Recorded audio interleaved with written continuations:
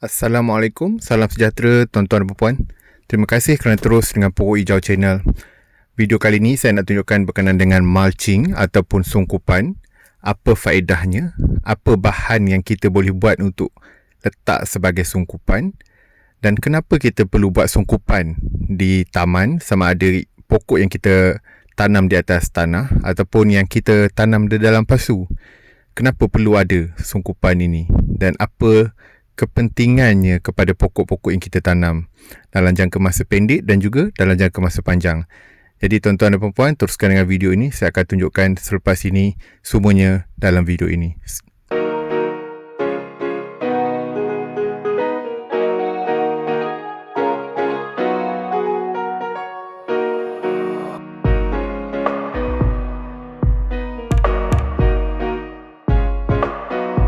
Terima kasih tuan-tuan dan puan-puan kerana terus dengan Pokok Hijau Channel. Baik, untuk sungkupan, video sungkupan pada kali ini saya nak tunjukkan bagaimana kita boleh buat sungkupan menggunakan rumput yang dah dipotong. Okey, ini rumput yang dipotong dalam masa sehari, dia dah bertukar warna kerana pemeluapan di dalam plastik sampah tu. Okey, apa kebaikan sungkupan? Pertamanya adalah mengekalkan kelembapan. Kedua, menurunkan suhu tanah. Ketiga, mengurangkan rumpai dan juga memberikan nutrien. Okey, kita letak sungkupan mengikut kepada kita punya keperluan. Kalau saya takkan letak tebal. Saya akan letak dalam lebih kurang seinci. Dan kalau tuan-tuan dan puan tengok dalam pasu ni, bila dah dalam 2-3 bulan, rumput-rumput sebelum ini telah pun dimakan oleh cacing-cacing dan telah mereput ke dalam tanah. Jadi ia menjadi zat-zat kepada dalam tanah. Okey, seterusnya di kawasan yang dalam video ini pun juga sama. Saya telah letak sungkupan sebelum ini, dan untuk meletakkan sungkupan ia bergantung kepada tuan-tuan dan puan. Saya cadangkan tak perlu terlalu tebal. Cukup sekadar dalam 1 inci ke 2 inci. Kerana kalau terlalu tebal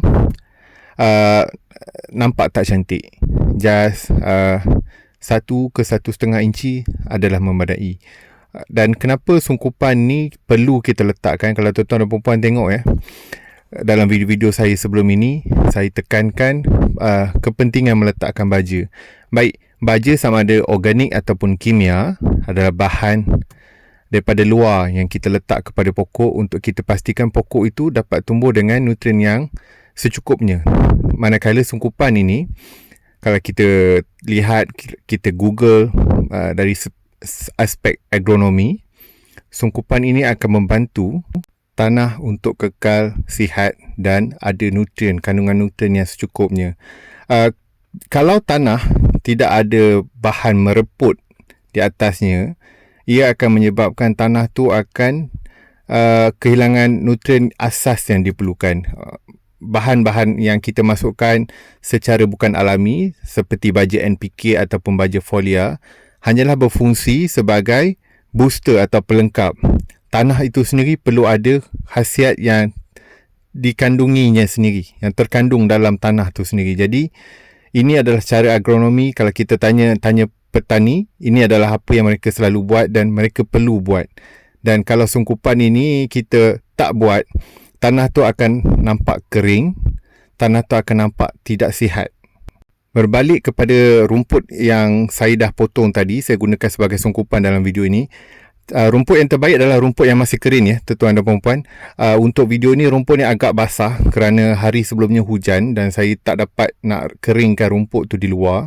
Jadi rumput di dalam plastik hitam tu menjadi agak basah dan sukar untuk kita ratakan. Okey, ini contoh sungkupan yang saya gunakan daripada Cowgrass. Kalau tuan-tuan dan puan-puan tengok sungkupan, kalau kita pakai Cowgrass berbanding dengan rumput kapet, Cowgrass lebih baiklah. Dia lebih mudah terurai di tanah.